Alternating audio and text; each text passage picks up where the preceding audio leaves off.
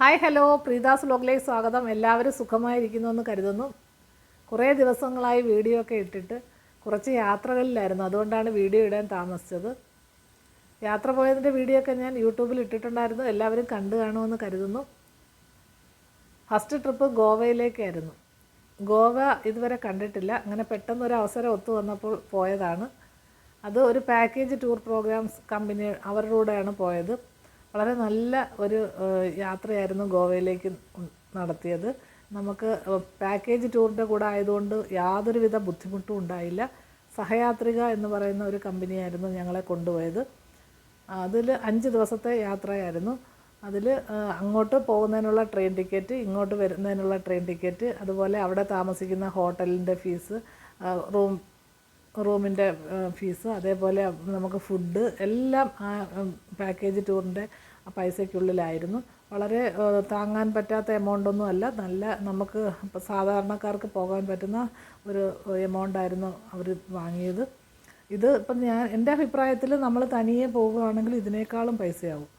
കാരണം നമ്മൾ അവിടെ ചെന്ന് റൂമൊക്കെ എടുക്കുമ്പോൾ നമ്മുടെ കയ്യിൽ നിന്ന് അവർ ഒരുപാട് പൈസ വാങ്ങിക്കും. കാരണം നമ്മൾ ടൂറിസ്റ്റ് ആണല്ലോ.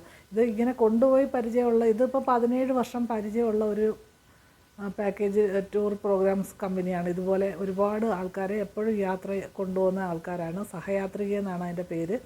നമ്മൾ തനിയെ പോകുമ്പോൾ റൂം എടുക്കുമ്പോൾ ഇതിനേക്കാളും പൈസയാവുകയും ചെയ്യും. അതുപോലെ ഇപ്പം നമ്മൾ അവിടെ റെയിൽവേ സ്റ്റേഷനിൽ ഇറങ്ങിക്കഴിഞ്ഞാൽ ഉടൻ തന്നെ അവരുടെ ഒരു AC ബസ് വന്ന് നമ്മളെ താമസിക്കുന്ന ഹോട്ടലിൽ കൊണ്ടുപോയിക്കോളും.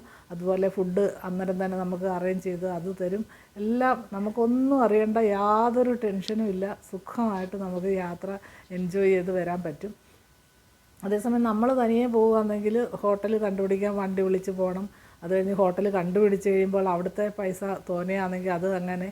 അത് കഴിഞ്ഞിട്ട് പിന്നെ നമ്മൾ ഒരു സ്ഥലത്ത് നിന്ന്, ഇപ്പോൾ ഗോവയിൽ തന്നെ പല സ്ഥലങ്ങൾ കാണാൻ പോകേണ്ട സ്ഥലങ്ങൾ പല സ്ഥലത്താണ്. ഓരോന്നും 10, 15, 20 കിലോമീറ്റർ യാത്ര ചെയ്താണ് നമ്മൾ മറ്റൊരു സ്ഥലത്ത് കാണാൻ പോകുന്നത്.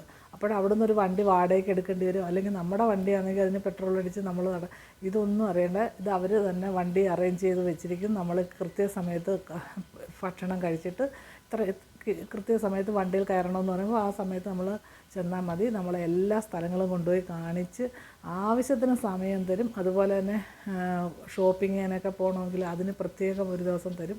അങ്ങനെ എല്ലാം കൊണ്ടും വളരെ നല്ലതാണ് പാക്കേജ് ടൂറിൻ്റെ കൂടെ പോകുന്നതാണ് എന്നാണ് എൻ്റെ അഭിപ്രായം. കാരണം അവർക്ക് ഓരോ സ്ഥലങ്ങളും അറിയാം. ഇന്ന് ഏത് സ്ഥലത്താണ് എളുപ്പം പോയി കണ്ടിട്ട് വരാൻ പറ്റുന്ന സ്ഥലം, അതുപോലെ ഒരു സ്ഥലത്തു നിന്ന് അടുത്തുള്ള സ്ഥലം, പ്രധാനപ്പെട്ട സ്ഥലം ഏതാണ്, എല്ലാം കണ്ടെത്താൻ പറ്റും. അതുപോലെ നമ്മൾ തന്നെ അല്ലാതെ തന്നെ നമ്മൾ ഫാമിലി മാത്രമായിട്ട് ഒന്ന് ഗോവയിൽ ചെന്നിറങ്ങി 1, 2 സ്ഥലങ്ങൾ കണ്ട് പെട്ടെന്ന് തിരിച്ച് നമ്മൾ വീട്ടിൽ വരാനേ നമുക്ക് പറ്റുള്ളൂ. അത്രയ്ക്ക് ദൂരത്തിലാണ് ഓരോരോ സ്ഥലങ്ങളുള്ളത്. അതുകൊണ്ട് പാക്കേജ് ടൂറിൻ്റെ കൂടെ ടൂർ പോകുന്നതാണ് എനിക്ക് സന്തോഷപ്രദമായിട്ട് തോന്നിയത്. പിന്നീട് ഞാൻ പോയത് ഇവിടെ ഗുരുവായൂരായിരുന്നു. ഗുരുവായൂർ അഷ്ടപതി, അത് ഞങ്ങൾ ഗ്രൂപ്പായിട്ട് ഓൺലൈനിൽ അഷ്ടപതി പഠിക്കുന്നുണ്ടായിരുന്നു. അപ്പോൾ അഷ്ടപതി പഠിച്ച ആൾക്കാർക്കെല്ലാം കൂടെ നമ്മൾ പഠിച്ചു കഴിയുമ്പോൾ ഗുരുവായൂരപ്പൻ്റെ മുമ്പിൽ അത് സമർപ്പിക്കണമെന്നുണ്ട്. അങ്ങനെ അതൊരു 2 മാസം മുമ്പ് തന്നെ നമ്മൾ മേൽപ്പത്തൂർ ഓഡിറ്റോറിയത്തിൽ ഡേറ്റ് കിട്ടണമെങ്കിൽ തന്നെ ഒരുപാട് ബുദ്ധിമുട്ടാണ്. അങ്ങനെ ഞങ്ങൾക്ക് ജൂലൈ 27-ാം തീയതി അഷ്ടപതി അവതരിപ്പിക്കുന്നതിനുള്ള ഒരു ഡേറ്റ് അവർ തന്നു. 1.5 മണിക്കൂർ കൊണ്ട് നമ്മൾ അവതരിപ്പിക്കുകയും വേണം. അതുകൊണ്ട് എല്ലാ അഷ്ടപതിയും നമുക്ക് ചൊല്ലാൻ പറ്റിയില്ല. ഒരു 12 അഷ്ടപതി ഞങ്ങൾ സെലക്ട് ചെയ്ത് അത് റിഹേഴ്സൽ ചെയ്ത് പഠിച്ചുകൊണ്ട് പോയാണ് അത് അവതരിപ്പിച്ചത്. അങ്ങനെ ഭഗവാന്റെ മുമ്പിലും അതേപോലെ മേൽപ്പത്തൂർ ഓഡിറ്റോറിയത്തിലും ഒക്കെ ഇരുന്ന് പാടാനുള്ള ഒരു ഭാഗ്യം ലഭിച്ചു. എനിക്ക് അത്രയ്ക്ക് പാടാനൊന്നും അറിയത്തില്ല. അവരൊക്കെ നന്നായിട്ട് പാടുന്നവരുടെ കൂട്ടത്തിൽ പാടി എന്നേ ഉള്ളൂ കേട്ടോ. നല്ല സ്വരമാധുര്യമുള്ള ആൾക്കാർ പാടിയാലേ അഷ്ടപതി കേൾക്കാൻ കൊള്ളുകയുള്ളൂ. എങ്കിലും ഒട്ടും പാടാനറിയാത്ത എന്നെക്കൊണ്ടും ഭഗവാൻ അവിടെ കൊണ്ടിരുത്തി പാടിപ്പിക്കാൻ അങ്ങനെ ഒരു ഭാഗ്യം ഭഗവാൻ തന്നു എന്നുള്ള സന്തോഷമാണ് എനിക്ക് ഏറ്റവും വലുത്. ചെമ്പൈ വൈദ്യനാഥ ഭാഗവതരൊക്കെ ഇരുന്ന് പാടിയ സ്ഥലത്ത് നമുക്ക് ഒന്നും അറിഞ്ഞുകൂടാത്ത ഞാൻ, അതേപോലെ എന്നെപ്പോലുള്ള കുറച്ച് ആൾക്കാരും ഉണ്ടായിരുന്നു. അവരെല്ലാവർക്കും ഇരിക്കാനുള്ള ഭാഗ്യം ദൈവം കൊടുത്തില്ല. അത് തന്നെ വലിയ ഭാഗ്യം. അതിനുള്ള അവസരം ഭഗവാൻ തന്നു. അത് കഴിഞ്ഞ് അത് ഞങ്ങൾ 2 മാസം മുമ്പ് തന്നെ അത് ജൂലൈ 27-ാം തീയതി ഡേറ്റ് എടുത്തിരുന്നു. പല ജില്ലകളിൽ നിന്നുള്ള ആൾക്കാരായിരുന്നു പഠിച്ചത്. അതുപോലെ പുറത്ത് ഖത്തർ, പിന്നെ ദുബായ്, ബഹ്റിനിലൊക്കെ ഉള്ള ആൾക്കാരുണ്ടായിരുന്നു. എല്ലാവരും ആ സമയത്ത് ടിക്കറ്റ് എടുത്ത് വന്നു അത് അവതരിപ്പിച്ചു ഗുരുവായൂരപ്പന് സമർപ്പിച്ചതിന് ശേഷം പോയി. പിന്നീട് ഞങ്ങൾ കുറച്ച് പേര് ചേർന്നിട്ട് മൂകാംബിക പോകാൻ പ്ലാൻ ചെയ്തു. അങ്ങനെ അതുവഴിയാണ് പിന്നെ മൂകാംബികയിലും പോകാൻ പറ്റിയത്. പണ്ട് കുറേ വർഷങ്ങൾക്ക് മുമ്പ് മൂകാംബികയിൽ ഞാനൊന്ന് പോയിട്ടുണ്ടായിരുന്നു. എൻ്റെ മോളൊരു 8ാം ക്ലാസ്സിലൊക്കെ പഠിക്കുന്ന സമയത്താണെന്ന് തോന്നുന്നു ഒന്ന് പോയിട്ടുണ്ടായിരുന്നു. പിന്നെ എത്രയോ നാളുകൊണ്ടുള്ള ആഗ്രഹമായിരുന്നു മൂകാംബികയിൽ പോകണമെന്ന്. അതെന്തായാലും ദേവിയുടെ അനുഗ്രഹം കൊണ്ട് അങ്ങനെ മൂകാംബികയിലും പോകാനും കഴിഞ്ഞു. അതൊന്നും പാക്കേജ് ടൂറല്ല, ഞങ്ങൾ തന്നെ ട്രെയിൻ ബുക്ക് ചെയ്ത് നമ്മൾ തന്നെ ഹോട്ടൽ കണ്ടെത്തി അങ്ങനെയൊക്കെ തന്നെ പോയത്. അപ്പോഴാണ് നമുക്ക് ഈ പാക്കേജ് ടൂറിൻ്റെ ആ ഗുണം മനസ്സിലാവുന്നത്. അതുകൊണ്ട് നമുക്ക് ഒരുപാട് സ്ഥലങ്ങൾ കാണാനും പറ്റും അങ്ങനെ പാക്കേജ് ടൂറിൽ പോയാൽ. അല്ലാതെ നമ്മൾ തനിയെ പോകുമ്പോൾ ഒരു സ്ഥലം അല്ലെങ്കിൽ 1-2 സ്ഥലം കണ്ടു കഴിയുമ്പോൾ നമ്മൾ പിന്നെ ഹോട്ടലിൽ വന്ന് റെസ്റ്റ് എടുക്കാം, അല്ലെങ്കിൽ അങ്ങനെ ഇരിക്കാം. പിന്നെ ഈ പോകുന്ന ആൾക്കാരും അതേപോലെ എല്ലാവരും ഒരേ വൈബുള്ളവർ പോയാലേ അതിനൊരു രസമുള്ളൂ. ചില ആൾക്കാർക്ക് പോവണ്ട, മതി, ഇത്രയും മതി, റൂമിൽ റെസ്റ്റ് എടുക്കാമെന്ന് പറയും. ചിലർക്ക് വീണ്ടും വീണ്ടും പോകണമെന്ന് തോന്നുന്നവരുണ്ട്. അമ്പലത്തിലായാലും ഒന്നുകൂടെ പോയി തൊഴണം, പിന്നെ അവിടെ ഒത്തിരി നേരം ഇരിക്കണം, അങ്ങനെയൊക്കെ പല ക്യാരക്ടറിലുള്ള ആൾക്കാരാണല്ലോ പോകുന്നത്. അപ്പോഴും ഒരേ വൈബിലുള്ള ആൾക്കാർ തമ്മിൽ യാത്ര പോകുന്നതാണ് ഏറ്റവും നല്ലത്. എങ്കിലും പോകാനും അമ്മയുടെ അടുത്ത് ഇപ്പോൾ ഞങ്ങളങ്ങോട്ട് പോകുന്ന വഴിക്ക് ഉടുപ്പിയിലിറങ്ങി. ഉടുപ്പി ശ്രീകൃഷ്ണസ്വാമി ക്ഷേത്രത്തിൽ ഒരു ദിവസം ഫുള്ള് നിന്നു. അവിടെ ഒരു ഹോട്ടലിൽ റൂം എടുത്ത് അന്ന് ഒരു ദിവസം ഫുള്ള് ഉടുപ്പിയിൽ നിന്നു. പിന്നെ ഉടുപ്പിയിൽ നിന്ന് 2 മണിക്കൂർ യാത്രയുണ്ട് മൂകാംബികയിലേക്ക്. പിറ്റേ ദിവസം രാവിലെയാണ് മൂകാംബികയിലോട്ട് പോയത്. ആ ദിവസം ഉച്ചപൂജ കണ്ട് തൊഴുതു. അത് കഴിഞ്ഞ് വൈകിട്ട് പോയി. പിറ്റേ ദിവസം രാവിലെ പോയി ഉച്ച വരെയൊക്കെ ഭഗവതിയുടെ അടുത്ത് നിന്നു. അത് കഴിഞ്ഞ് ഉച്ച കഴിഞ്ഞ് 2 മണിയോടുകൂടിയാണ് നമ്മൾ ഹോട്ടലിൽ വെക്കേറ്റ് ചെയ്ത് നമ്മൾ റെയിൽവേ സ്റ്റേഷനിലെത്തി യാത്ര തിരിച്ചത്. പിറ്റേന്ന് രാവിലെ ആയപ്പോൾ ഞങ്ങൾ എത്തുകയും ചെയ്തു നമ്മുടെ നാട്ടിൽ. അങ്ങനെയൊക്കെ അതുകൊണ്ടാണ് മൂകാംബിക യാത്ര അങ്ങനെ പെട്ടെന്ന് അറേഞ്ച് ചെയ്ത് പോയതാണ്. എന്തായാലും ഭഗവതിയുടെ അനുഗ്രഹം കൊണ്ട് അതും കാണാനുള്ള ഭാഗ്യമുണ്ടായി. അങ്ങനെ അടുപ്പിച്ചടുപ്പിച്ച് 2-3 യാത്രകൾ പോകാൻ പറ്റി. വളരെയധികം മനസ്സിന് സന്തോഷവും സമാധാനവും ഒക്കെ നൽകുന്നതാണ് യാത്രകൾ. അതുകൊണ്ട് എൻ്റെ അഭിപ്രായത്തിൽ എല്ലാവരും യാത്ര പോകണമെന്നാണ് ഞാൻ പറയുന്നത്. അതിപ്പം പാക്കേജ് ടൂറിനോടൊപ്പം ആണെങ്കിലും അല്ലെങ്കിൽ സ്വന്തം പൈസയ്ക്ക് സ്വയം ആൾക്കാർ വീട്ടിലുള്ളവർ തമ്മിലായാലും അല്ലെങ്കിൽ കൂട്ടുകാരോട് കൂടിയായാലും ഒക്കെ നമുക്ക് യാത്രകൾ പോകണം. ഒരു യാത്ര പോയിട്ട് വരുമ്പോൾ നമ്മുടെ മനസ്സ് ഒരു പുത്തൻ ഉണർവ് ഉണ്ടാവുകയാണ് ചെയ്യുന്നത്.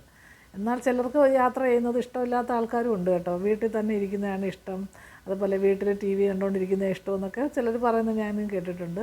അങ്ങനെയുള്ള ആൾക്കാരോടും എനിക്ക് പറയാനുള്ളത് നിങ്ങൾ യാത്ര പോകണമെന്നാണ്. ഒരിക്കലെങ്കിലും ഒരു വർഷത്തിൽ ഒരു പ്രാവശ്യമെങ്കിലും ഒന്ന് യാത്ര പോയിട്ട് വന്നാൽ മാത്രമേ നമുക്ക് അതിൻ്റെ ഒരു സന്തോഷം മനസ്സിലാവുകയുള്ളൂ. ഇപ്പോൾ തന്നെ ഞാൻ യാത്ര പോയി കുറച്ച് ദിവസം ഒന്നിനെക്കുറിച്ച് നമുക്ക് ചിന്തയില്ലായിരുന്നു. നല്ല അടിച്ച് പൊളിച്ച് ഗോവയിൽ പോയപ്പോഴായാലും ഗുരുവായൂർ പോയപ്പോഴായാലും മൂകാംബികയിൽ പോയപ്പോഴായാലും അതിൻ്റേതായ ലോകങ്ങളിൽ നമ്മൾ ജീവിച്ച് അവിടെ സന്തോഷത്തോടു കൂടി ഇരുന്നു. അത് കഴിഞ്ഞ് നമ്മൾ തിരിച്ച് വീട്ടിലെത്തി കഴിയുമ്പോൾ വീണ്ടും നമുക്ക് പഴയ ഓരോരോ കാര്യങ്ങൾ ഓർത്തുള്ള ടെൻഷനുകൾ, പിന്നെ വീട്ടിലെ ഓരോരോ പ്രശ്നങ്ങൾ, ഇങ്ങനെ ഓരോ ചിന്തകളിൽ നമ്മൾ വീണ്ടും നമ്മുടെ മനസ്സ് ഇതാവും. അതിനേക്കാളും നല്ലത് നമ്മൾ ഇടയ്ക്കിടയ്ക്ക് ഇപ്പം ഈ വണ്ടി പണിയാൻ കയറ്റുന്നത് പറയുന്ന കണക്കായി ഇടയ്ക്കിടയ്ക്ക് നമ്മൾ ഓരോ യാത്രകളൊക്കെ പോയി വരുമ്പോൾ നമ്മുടെ മനസ്സും ശരീരവും അതുപോലെ തലച്ചോറും ഒക്കെ ഒന്ന് ഫ്രഷ് ആവുകയാണ് ചെയ്യുന്നത്. ഒന്നാമത്തെ ഗുണം. രണ്ടാമത്തെ ഗുണമെന്ന് പറഞ്ഞാൽ നമ്മൾ പോകുമ്പോൾ ആ നാട്ടിലുള്ള ആൾക്കാരുമായിട്ട് കാണാനും അവിടുത്തെ ആൾക്കാരുടെ സംസ്കാരങ്ങളും അവിടുത്തെ ഭക്ഷണ രീതികളും അതുപോലെ അവരുടെ കാലാവസ്ഥയും എല്ലാം നമുക്ക് മനസ്സിലാക്കാൻ കഴിയും. ഇപ്പം ഗോവയിൽ തന്നെ ഞാൻ ചെന്നിട്ട് മിക്കവാറും നമ്മുടെ കേരളത്തിലെ അതേ കാലാവസ്ഥ പോലെയാണ് തോന്നിയത്. മഴയും അതേപോലെ തന്നെ തേങ്ങ, അതേപോലെ നമ്മുടെ എല്ലാ കാര്യങ്ങളുമാണ് ഗോവയിലുള്ളത്. ഗോവയും കേരളവും തമ്മിൽ വലിയ വ്യത്യാസമൊന്നും തോന്നിയില്ല. അതുപോലെ സമയം വേറൊരു സ്ഥലത്താണ് പോയിരുന്നെങ്കിൽ ഒരുപാട് വ്യത്യാസങ്ങൾ വന്നേനെ. പിന്നെ ഞാൻ കുറച്ച് സ്ഥലങ്ങളൊക്കെ വടക്കേ ഇന്ത്യയിലൊക്കെ കണ്ടിട്ടുള്ളത് കൊണ്ട് എനിക്കതറിയാം. അതുപോലെ ഒട്ടും യാത്ര ചെയ്യാൻ താല്പര്യമില്ല എന്ന് പറയുന്ന ആൾക്കാരോട് ഞാൻ പറയുന്നത് എന്തായാലും നിങ്ങൾ കുറച്ച് സ്ഥലങ്ങളൊക്കെ ഒന്ന് പോയി കാണണം. അതുപോലെ പോകുമ്പോൾ നമ്മളുടെ മനസ്സിനൊരു സന്തോഷവും സംതൃപ്തിയൊക്കെ വരും. തിരിച്ച് വീട്ടിലെത്തി പിന്നെ ഒരാഴ്ചത്തോളം അതിൻ്റെ ഒരു ഹാങ് ഓവർ നിൽക്കും. അത് കഴിയുമ്പോൾ പിന്നെ നമ്മുടെ ജീവിതത്തിലെ ഓരോരോ ബുദ്ധിമുട്ടുകളിലേക്ക് നമ്മൾ കടക്കും. അപ്പോൾ പിന്നെ ഒരു യാത്ര പോകണമെന്നാണ് ഞാൻ പറയുന്നത്. അതുകൊണ്ട് യാത്രകൾ പോവുക, അതുപോലെ തന്നെ മനസ്സിനെ സന്തോഷമായിട്ട് എപ്പോഴും നിലനിർത്താൻ ശ്രമിക്കുക എന്നൊക്കെ ഉള്ളതാണ്. അതുപോലെ എല്ലാവരും പറയും പ്രായമാകുമ്പോൾ യാത്ര പോകാം. ഇനിയിപ്പോൾ ഇപ്പോൾ ഒരുപാട് ബുദ്ധിമുട്ടുകളല്ലേ, കുറച്ചുകൂടെ കഴിയട്ടെ, ഇച്ചിരി വയസ്സായിട്ടൊക്കെ പോകാം, അല്ലാതെ ഇപ്പോൾ അങ്ങനെ വിചാരിച്ചിരുന്നാൽ ഒരിക്കലും പോകാൻ പറ്റത്തില്ല. വയസ്സാകുമ്പം പിന്നെ നമുക്ക് ഒട്ടും കാലും മുട്ടും ഒന്നും നമ്മൾ വിചാരിക്കുന്ന കണക്ക് നടക്കാൻ പറ്റത്തില്ല. ഇപ്പോൾ തന്നെ ട്രെയിനൊക്കെ വരുമ്പോൾ നമുക്ക് പെട്ടെന്ന് ട്രെയിൻ ലഗേജുമായിട്ടൊക്കെ കയറണമെങ്കിൽ തന്നെ നമ്മുടെ കാലും മുട്ടും കയ്യും ഒക്കെ ആവുമെങ്കിലല്ലേ പറ്റുള്ളൂ. അപ്പോഴും നമുക്ക് ആ ആരോഗ്യമുള്ള സമയത്ത് പോകണമെന്നാണ് പറയുന്നത്.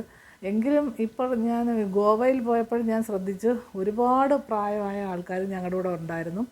ആദ്യമൊക്കെ ഞങ്ങൾ തന്നെ അതിശയിച്ചു, ദൈവമേ ഇത്രയും പ്രായമുള്ളവരൊക്കെ ഗോവയിൽ വന്നിട്ട് എന്ത് ചെയ്യാനാണ്.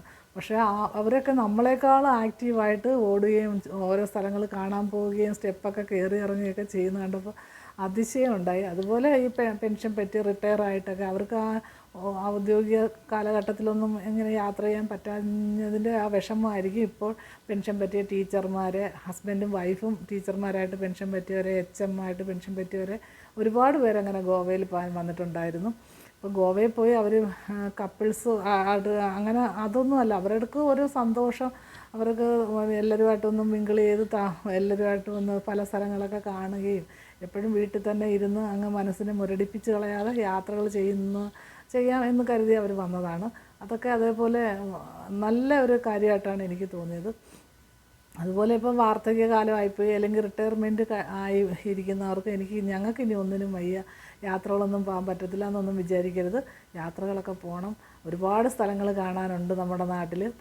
ഒരുപാട് പൈസയൊന്നും ആവാത്ത ഇതുപോലെയുള്ള പാക്കേജ് ടൂറുകാർ ഉണ്ട്. അവരുടെ കൂടെ അവരാകുമ്പോൾ ഉത്തരവാദിത്വത്തോടെ നമ്മളെ കൊണ്ടുപോയിക്കോളും. നമുക്ക് അഥവാ എന്തെങ്കിലും വഴിയിൽ വയ്യാഴിക വല്ലതും വന്നാലും അവരത് ഉത്തരവാദിത്വത്തോടെ നമ്മളെ തിരിച്ച് എത്തിക്കുകയും ചെയ്യും.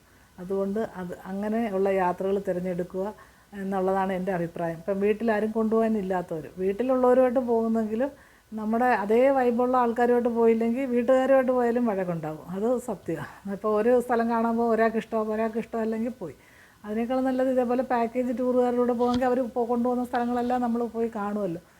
അതാണ് നല്ലതായിട്ട് എനിക്ക് തോന്നിയത്.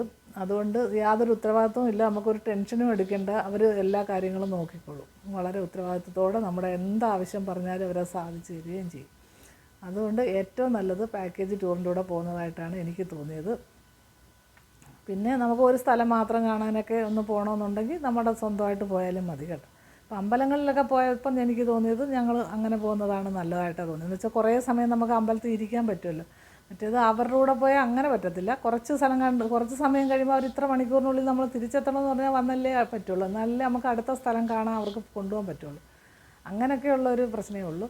അല്ല എന്നുണ്ടെങ്കിൽ പിന്നെ ഇങ്ങനെ ഒരു അമ്പലങ്ങളിലായിട്ടൊക്കെ പോകണമെങ്കിൽ നമ്മൾ ആ അമ്പലം മെയിനായിട്ട് ഫോക്കസ് ചെയ്ത് പോകുന്നതാണ് നല്ലത്. പിന്നെ സ്ഥലങ്ങളൊക്കെ കാണാൻ പറ്റുന്നത് എത്രത്തോളം നമുക്ക് കാണാൻ പറ്റുമോ അതെല്ലാം കാണും. ഇപ്പോൾ ഇന്ത്യയിൽ തന്നെ എന്തെല്ലാം സ്ഥലങ്ങളുണ്ട്, വ്യത്യസ്തമായ രീതിയിലുള്ള ഒരുപാട് സ്ഥലങ്ങൾ ഇന്ത്യയിൽ തന്നെ ഉണ്ട്. അതൊക്കെ തന്നെ പോയി കാണാൻ കഴിഞ്ഞാൽ മതി, സ്ഥലങ്ങൾ പോയാൽ മതി, ഇഷ്ടം പോലെ സമയം പോവും. അത് എനിക്കുള്ള അഭിപ്രായത്തിൽ എനിക്ക് യാത്ര ചെയ്യാൻ വളരെ ഇഷ്ടമുള്ള ഒരാളായതുകൊണ്ടാണ് ഞാനിങ്ങനെയൊക്കെ പറയുന്നത്. അതുകൊണ്ട് യാതൊരു ബുദ്ധിമുട്ടുകളും ഒരു വിഷമങ്ങളും ഒന്നും മനസ്സിൽ തട്ടത്തുമില്ല. നമുക്ക് അടിച്ചു പൊളിച്ച് യാത്ര ചെയ്യാൻ കഴിയട്ടെ എന്നാണ് ഞാൻ പ്രാർത്ഥിക്കുന്നത്. അങ്ങനെ എനിക്കെന്തായാലും പെട്ടെന്നൊരു അവസരങ്ങളൊക്കെ കിട്ടുകയും അങ്ങനെ പോയതാണ്. 2-3 ദിവസമായിട്ട് എല്ലാ യാത്രകളൊക്കെ പോകാൻ പറ്റി. ഇനിയും യാത്രകളൊക്കെ പോകണമെന്നാണ് എൻ്റെ ആഗ്രഹം. ഇനി അടുത്ത പ്ലാൻ ചെയ്യുന്നുണ്ട്, എന്തെങ്കിലുമൊക്കെ അതിന് വരുന്നത് പോകാമെന്ന് വിചാരിക്കുന്നു. പിന്നെ യാത്ര ചെയ്യാൻ മടിയുള്ളവരോടും ഞാൻ പറയുന്നത് അതാണ്, നിങ്ങളും യാത്ര പോവുക. വർഷത്തിൽ ഒരു പ്രാവശ്യമെങ്കിലും എവിടെയെങ്കിലുമൊക്കെ യാത്ര പോവുക. മനസ്സിനെ സന്തോഷമായിട്ടിരിക്കാൻ ശ്രമിക്കുക. നമ്മളിപ്പോൾ ഒരു യാത്ര പോയിട്ട് വരുമ്പോഴത്തേക്കിനും നമ്മുടെ മനസ്സും ശരീരവും അതേപോലെ എല്ലാം നല്ല ഫ്രഷ് ആവുക എന്നുള്ളതാണ്. ആ സമയത്ത് നമുക്ക് വേറെ ഒന്നിനെക്കുറിച്ചും പിന്നെ ചിന്തയില്ല. അതുകൊണ്ട് മനസ്സൊക്കെ നല്ലൊരു പുത്തൻ ഉണർവ് കിട്ടണമെന്നുണ്ടെങ്കിൽ യാത്രകൾ ചെയ്യുക, യാത്രകളെ സ്നേഹിക്കുക. അപ്പോൾ ഇങ്ങനെ യാത്രകൾ പോകുന്നതിനെക്കുറിച്ച് പറയുമ്പോൾ ചില ആൾക്കാർ പറയും പൈസ ഉണ്ടായിട്ടും പോകാൻ പറ്റാത്ത ഒരുപാട് പേരുണ്ട്, സാഹചര്യങ്ങൾ മൂലം പോകാൻ പറ്റുന്നില്ല. ഇപ്പോൾ വയസ്സായ അമ്മയോ അച്ഛനെയൊക്കെ നോക്കേണ്ട ആൾക്കാരുണ്ടെങ്കിൽ അവർക്ക് പോകാൻ പറ്റത്തില്ല. അതുപോലെ മക്കളുടെ കുഞ്ഞുങ്ങളെ അവർക്ക് പോകാൻ പറ്റത്തില്ല. പിന്നെ യാത്രകൾ പോകാമെന്നും പറഞ്ഞ് ഇരുന്ന് പൈസയൊക്കെ സൂക്ഷിച്ച് വെച്ചിട്ട് ഇപ്പോൾ അവസാന സമയത്ത് പോകാൻ ശാരീരികമായ ബുദ്ധിമുട്ടുകൾ കാരണം പോകാൻ പറ്റാത്ത ആൾക്കാരുണ്ട്. അങ്ങനെയൊക്കെ ഒരുപാട് പ്രശ്നങ്ങളിലൂടെ കടന്നു പോകുന്ന ആൾക്കാരുമുണ്ട്. എങ്കിലും എൻ്റെ അഭിപ്രായത്തിൽ ഒരുവിധം യാത്ര ചെയ്യാൻ പറ്റുന്നുണ്ടെങ്കിൽ നിങ്ങൾ യാത്രകളൊക്കെ പോകുക എന്നുള്ളതാണ്. അതുപോലെ ഈ പൈസയൊന്നും ഒരുപാട് ബാങ്കിലൊന്നും സൂക്ഷിച്ചിട്ടിട്ടൊരു കാര്യമില്ല.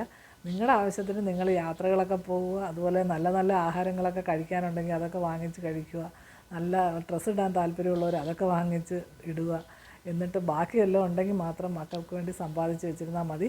മക്കൾക്ക് നല്ല വിദ്യാഭ്യാസം കൊടുക്കുക, അവർക്കുള്ള ആവശ്യത്തിന് അവർ സമ്പാദിക്കുകയോ അവർ യാത്ര ചെയ്യുകയോ ഒക്കെ ചെയ്യട്ടെ. നമ്മളിങ്ങനെ കൂട്ടി വെച്ചിട്ടൊന്നും ഒരു കാര്യമില്ല. കുറച്ച് നാൾ കഴിയുമ്പോൾ അവർ തന്നെ പറയും, നിങ്ങൾക്കന്ന് യാത്ര ചെയ്യാൻ പൊക്കൂടായിരുന്നോ എന്ന് ചോദിക്കും. അതുകൊണ്ട് നിങ്ങൾ ഉള്ള സമയത്ത് സന്തോഷത്തോടെ സമാധാനത്തോടെ ഇരിക്കുക. അതുപോലെ യാത്രകളൊക്കെ ചെയ്യാനുള്ളത് ചെയ്യുക, ആഗ്രഹങ്ങളൊക്കെ സാധിക്കാൻ ശ്രമിക്കുക. ഒരുപാട് പൈസയൊന്നും ഒന്നിനും ആവത്തൊന്നുമില്ല. ഒരുപാട് പൈസ ആവുമെന്ന് കരുതി യാത്രകളൊന്നും പോകാതിരിക്കേണ്ട. ഇതേപോലെയുള്ള ചെറിയ ചെറിയ പാക്കേജ് ടൂർ പ്രോഗ്രാംസ് ഉണ്ട്, അതിനൊക്കെ പോകാൻ ശ്രമിക്കുക എന്നുള്ളത്. എല്ലാവരും യാത്രകളൊക്കെ പോയി സന്തോഷത്തോടെ സമാധാനത്തോടെ അടിച്ചു പൊളിച്ച് ജീവിക്കുക എന്നാണ് എനിക്ക് ഈ അവസരത്തിൽ നിങ്ങളോട് പറയാനുള്ളത്. അതുകൊണ്ട് മറ്റൊരു വീഡിയോയുമായി നാളെ കാണാം. ബൈ.